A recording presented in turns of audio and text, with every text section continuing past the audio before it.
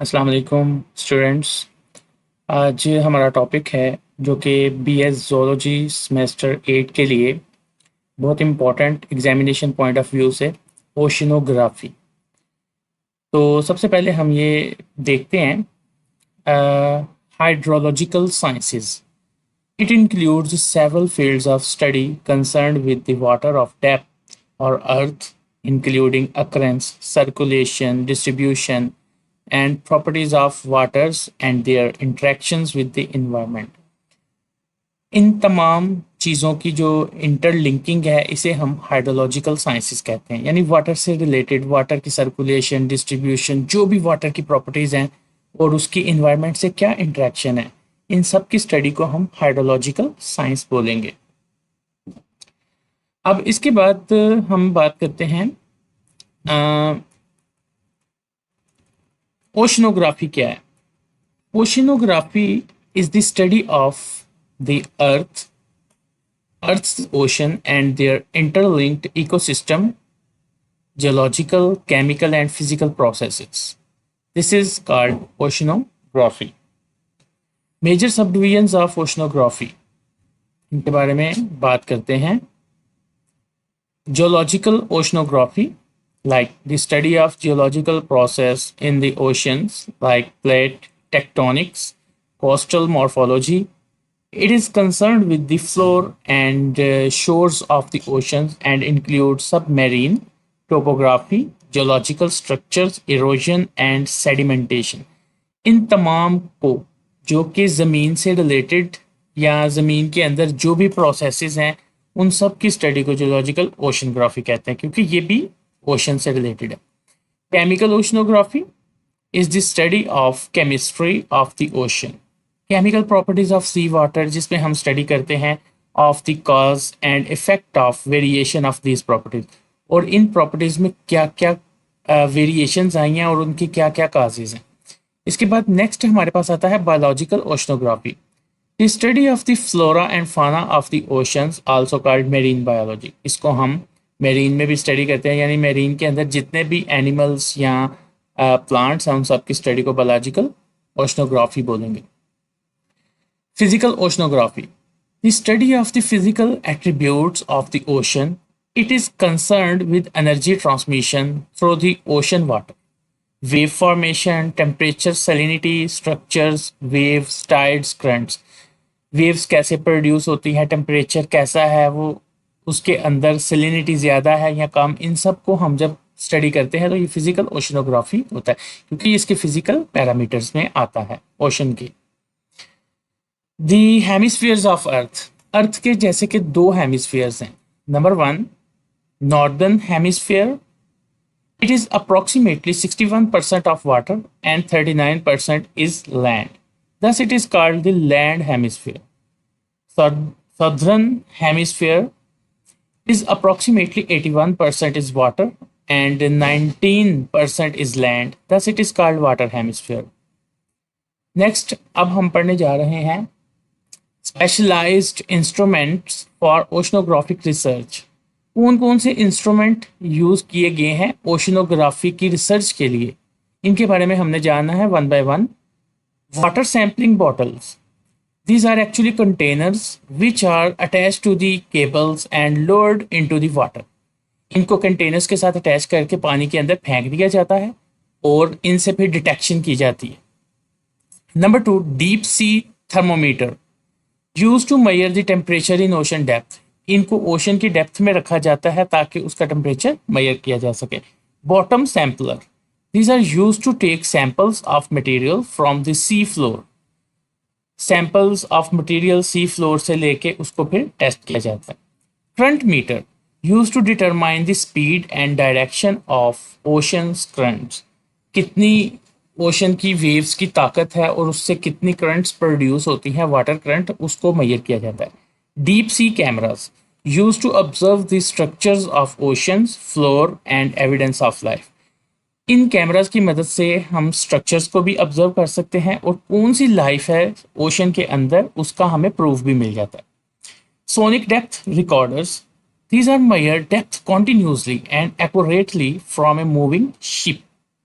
Ship जैसे जैसे move की जाती है उसके नीचे ये सोनिक रिकॉर्डर लगे होते हैं और उससे हम इसकी जो भी मेजरमेंट है वो आसानी से कर सकते हैं।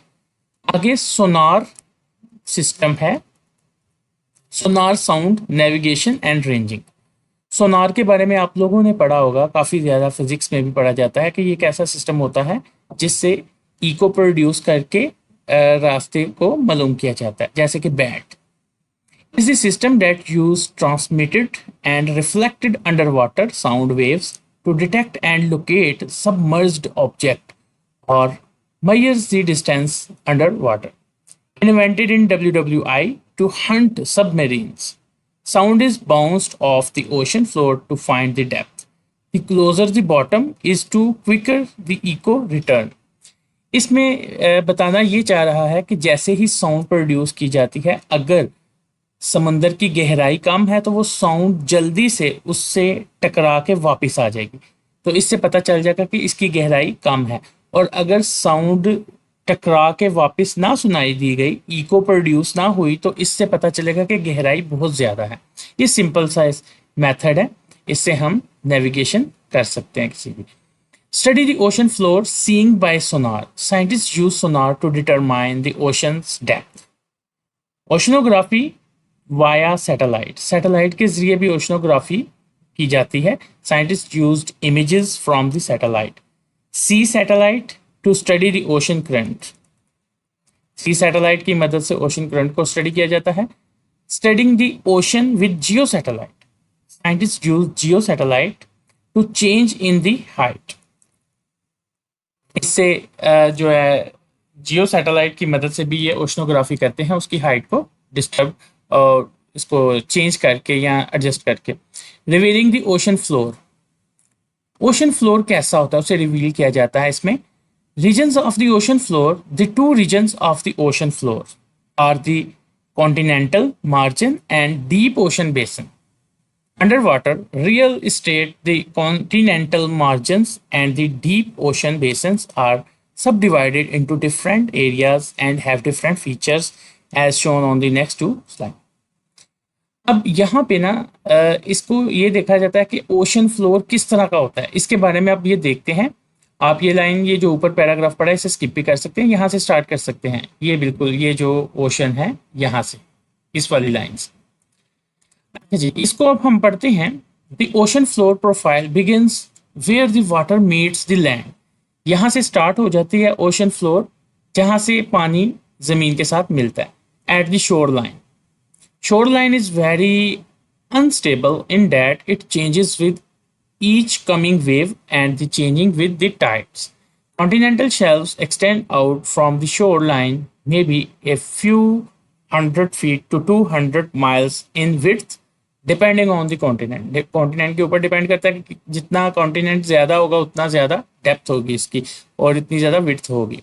Continental shelves extend out until it reaches around 600 feet in depth, at which point light usually completely fades out depending on the water clarity. Zone of ocean, ocean zone के डेप्थ या इसके जोन्स चेक करने हैं। ये देखते हैं, number 1 पे है hadal pelagic zone. Hadal pelagic zone deepest ocean zone, ये एमसीक्यूज के लिए बहुत इंपॉर्टेंट है। That goes from 1968 6 feet to 32 8 10 feet, approximately 10,000 metre इसकी लेंथ बनती है, डेप्थ बनती है। This depth is only found in deep ocean trenches. Even in these cold, dark places, there are animals like starfish and worms या कीड़े मकोड़े होते हैं जो that survive zone of ocean depth. इस जोन के अंदर ये सारी चीजें होती हैं। Abyssopelagic zone is also known as abyssal zones or the abyss and range from 4,000 meters to 6,000 meters. Name from Greek word meaning bottom, इसका मतलब है कि बॉटम, इसका ग्रीक वर्ड से ये अराइज हुआ है जिसका मीनिंग होता है बॉटम, गहराई, नीचे की तरफ। The water temperature is so cold that it is near freezing. ये कोल्ड इसलिए होता है क्योंकि जाहिर सी बात है जितनी डेप्थ पे जाते जाएंगे सूरज की रोशनी वहां पे नहीं पहुंचेगी, इसलिए ठंडक होती जाती है। And there is no light at all, zone of ocean depth. Beth pelagic zone. Beth pelagic zone, the upper limit of this zone is 100 to 700 meters below the ocean surface. It coincides with a seawater temperature of 10 degrees Celsius. The lower limit at the depth between 2000 to 4000 meter where the ocean temperature is 4 degree. जितनी ज्यादा गहराई में जाते जाएंगे temperature कम होता जाएगा. Next हमारे पास आ जाता है the ocean and water cycle. The water cycle is continuous movement of water from ocean to the atmosphere to the land and back to the ocean. Water का ओशन की तरफ मूव होना, ओशन से फिर एटमॉस्फेयर की तरफ, atmosphere से फिर लैंड की तरफ और बैक फिर ओशन की तरफ, ये वाटर साइकिल होता है. Ocean is an important part of the water cycle because nearly all of the earth's water is in ocean. तो यहाँ तक हमारा ओशनोग्राफी के मतलब लेक्चर कंप्लीट होता है. अब इसके बारे में हम नेक्स्ट जो वीडियो अपलोड करेंगे वो नेक्स्ट टॉपिक के साथ हम दोबारा डिस्कस करेंगे. तब तक के लिए अल्लाह हाफिज़.